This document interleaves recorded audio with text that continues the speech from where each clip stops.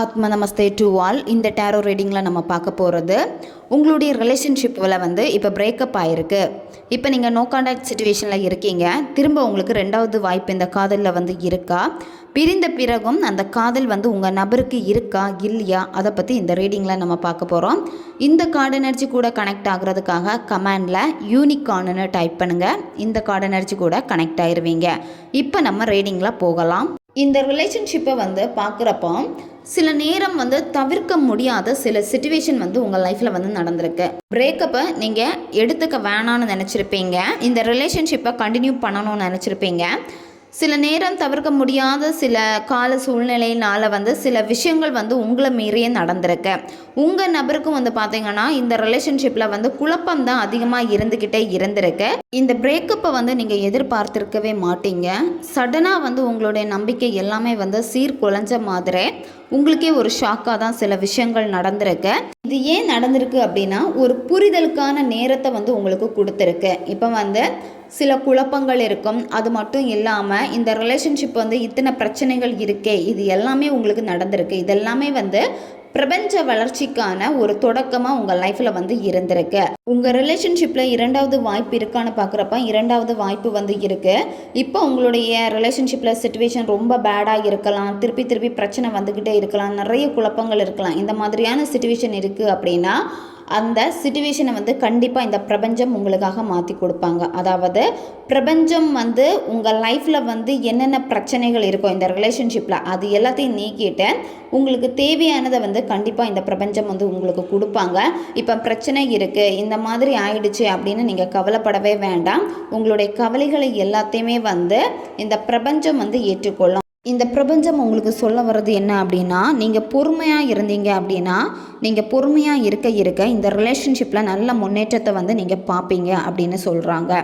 இப்போ சில நேரம் பார்த்தீங்கன்னா நீங்கள் சில விஷயங்கள் ஆசைப்படுறீங்க, அது நடக்கலை அப்படின்னு சொல்லிட்டு உங்களுக்கு அந்த மகிழ்ச்சி வேணும் அப்படிங்கிறதுக்காக ரொம்பவே என்ன பண்ணுறீங்க அப்படின்னா கட்டாயப்படுத்தி எடுக்கிறதுக்காகவே ட்ரை பண்ணுறீங்க. உங்கள் பர்சனை சேஸ் பண்ணுறது, கட்டாயப்படுத்தி லவ் பண்ண வைக்கணும்னு நினைக்கிறது, கட்டாயப்படுத்தி பேச வைக்கணும்னு நினைக்கிறது, இது எதுவுமே நீங்கள் செய்ய வேண்டாம். நீங்கள் அமைதியாக இருக்கணும். நீங்கள் ஆழ்ந்த அமைதி, அதாவது அவங்கள தொல்லை பண்ணாமல் உங்களுக்கு என்ன வேணுமோ உங்களுடைய கரியர் ரிலேட்டடாக அப்படி இல்லைன்னா நீங்கள் ஏதாவது சாதிக்கணும்னு நினைப்பீங்களா, அதில் தொடர்ந்து நீங்கள் முயற்சி பண்ணிக்கிட்டே இருங்க. உங்கள் வேலை என்னவோ, இப்போ நீங்கள் வேலை பார்த்துட்ருக்கலாம், இல்லை பிஸ்னஸ் பண்ணிகிட்ருக்கலாம். இப்போ நீங்கள் என்ன கைத்தொழில் செஞ்சாலும் சரி, இப்போ நீங்கள் என்ன வேலை செய்கிறீங்களோ அதில் கவனத்தை அதிகமாக நீங்கள் செலுத்துங்க. அதில் உங்களுடைய அன்பை காட்டுங்க. நீங்கள் செய்யக்கூடிய வேலையில் முழு மனதோடு நீங்கள் செய்யுங்க. முழு மனதோடு நீங்கள் செய்கிறப்போ கண்டிப்பாக உங்களுடைய அர்ப்பணிப்புக்கான பலன் கிடைக்கும். அந்த பாதியை கண்டிப்பாக உங்களால் கண்டறிய முடியும். இப்போ நீங்கள் சோர்ந்து நிற்கவே வேண்டாம். உங்களுடைய கனவுகள் என்னவோ கனவுகளை நோக்கி நீங்கள் போய்கிட்டே இருக்கணும்.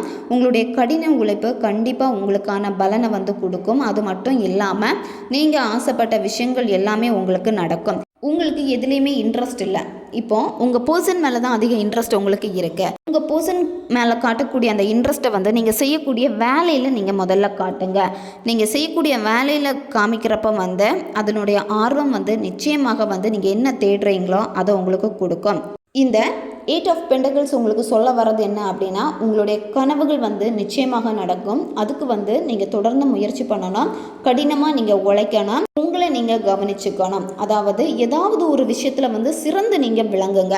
உங்களுடைய கரியர் க்ரோத்தை நீங்கள் முதல்ல பார்க்கணும். இந்த மாதிரி விஷயங்கள் எல்லாமே உங்கள் லைஃப்பில் ஸ்டெப் பை ஸ்டெப்பாக நடக்கிறப்ப கண்டிப்பாக நீங்கள் சந்தோஷத்தை பார்ப்பீங்க. உங்களுக்கு இப்போ ரொம்ப தேவை என்ன அப்படின்னா மகிழ்ச்சி தான் உங்களுக்கு ரொம்ப ரொம்ப தேவை.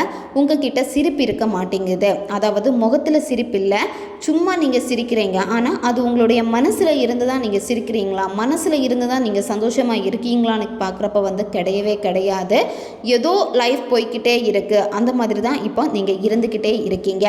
இந்த மாதிரி இருக்க வேண்டாம். அதுக்காக தான் உங்களுடைய கரியர் க்ரோத்தில் இன்ட்ரெஸ்ட்டை காட்டுங்க. செய்யக்கூடிய வேலையில் கவனத்தை செலுத்துங்க. என்ன வேலை உங்களுக்கு பிடிக்குமோ அதை லவ் பண்ணி நீங்கள் செய்யுங்க. இதுதான் இதில் உங்களுக்கு மெயினாக சொல்ல வர்றது. முதல்ல நீங்கள் செய்ய வேண்டியது என்ன அப்படின்னா, உங்களுக்கு பிடிச்ச விஷயத்தில் உங்களுடைய கவனத்தை அதிகமாக செலுத்தணும். உங்களுக்கு ரொம்ப ரீட் பண்ண பிடிக்கும் அப்படின்னா நிறைய நீங்கள் ரீட் பண்ணுங்கள். நிறைய விஷயங்களை நீங்கள் கற்றுக்கொள்வீங்க. இப்போ உங்களுக்குள்ளாடி ஒரு ஏக்கம் இருந்துக்கிட்டே இருக்குது, உங்கள் பர்சன் கூட திரும்ப சேர்ந்துட மாட்டோமா, அவங்க திரும்ப பேசிட மாட்டோமா அப்படின்னு. அந்த பாஸ்ட்டு, அந்த கடந்த காலம் திரும்ப கிடைக்காதா அப்படின்னு நீங்கள் ஆசைப்படுறீங்கள, கண்டிப்பாக உங்களுடைய ஏக்கம் வந்து நிறைவேறும். அதாவது அந்த ரிலேஷன்ஷிப்பை கூட திரும்ப நீங்கள் இணைவீங்க. அதுக்கு நீங்கள் செய்ய வேண்டியது உங்களுடைய மகிழ்ச்சி, அதுக்கப்புறமா உங்களுடைய வளர்ச்சியில் வந்து நீங்கள் கவனம் செலுத்தணும். உங்களுக்கு என்ன விஷயம் பிடிக்குமோ அந்த விஷயத்தை வந்து நீங்கள் ரசித்து நீங்கள் செய்யுங்க. உங்களுடைய கரியர் க்ரோத் வந்து ரொம்ப ரொம்ப இங்கே முக்கியம். உங்களுக்கு இப்போ எப்படி வரும் அப்படின்னா, சில நினைவுகள் வந்து திருப்பி திருப்பி வந்துக்கிட்டே இருக்கும். அந்த நினைவுகள் எப்படி இருக்கும் அப்படின்னா, அழகான அன்பை கொடுத்த அந்த காதல் நினைவுகள் வந்து உங்களுக்கு ரிப்பீட்டடாக தோண்டிக்கிட்டே இருக்கும்.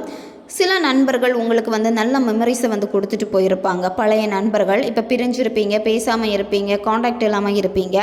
நிச்சயமாக அந்த உங்களை வந்து ரொம்ப நேசித்த பர்சன், சரியா, உங்களுடைய பழைய நண்பர்களை வந்து நீங்கள் பார்க்க போகிறீங்க. திரும்பவுமே வந்து அந்த பர்சன் கூட வந்து நீங்கள் பேச போகிறீங்க. உங்களுடைய ஃப்ரெண்ட்ஷிப் வந்து கண்டினியூ ஆக போகுது. உங்களுடைய நம்பிக்கையை வந்து எப்பவுமே கைவிடாதீங்க. உங்களுடைய நம்பிக்கையிலிருந்து நீங்கள் பின் வாங்கவே கூடாது. உங்கள் பர்சனுக்கும் உங்களுக்கும் வந்து சில நேரம் இந்த பிரேக்கப்புக்கு காரணம் வந்து பார்த்திங்கன்னா, ரெண்டு பேருக்கு இடையில் வந்து இருந்தக்கூடிய ஈகோ, அது மட்டும் இல்லாமல் ஸ்டேட்டஸ் ரிலேட்டட் இந்த மாதிரி எல்லாமே இருந்திருக்கும். சரியா, இதுதான் வந்து பார்த்திங்கன்னா உங்களுக்கு பிரேக்கப்புக்கு ரீசனாக இருந்திருக்கும். அது மட்டும் இல்லாமல் உங்கள் பர்சன் வந்து சோம்பேறித்தனமாக இருந்திருப்பாங்க. அவங்களுடைய கரியரை பற்றி வந்து கவலைப்பட்டிருக்க மாட்டாங்க, எந்த முயற்சிகளும் செஞ்சுருக்க மாட்டாங்க. இந்த மாதிரி இருக்கிறப்ப வந்து உங்களுக்கு சில சண்டைகள் இதெல்லாமே ஏற்பட்டு ஒரு சிலருக்கு வந்து பிரேக்கப் ஆகிருக்கும். இப்போ நீங்கள் வந்து உங்கள் பர்சனுக்கு வந்து பெஸ்ட்டான பர்சனாக வந்து தெரியணும்.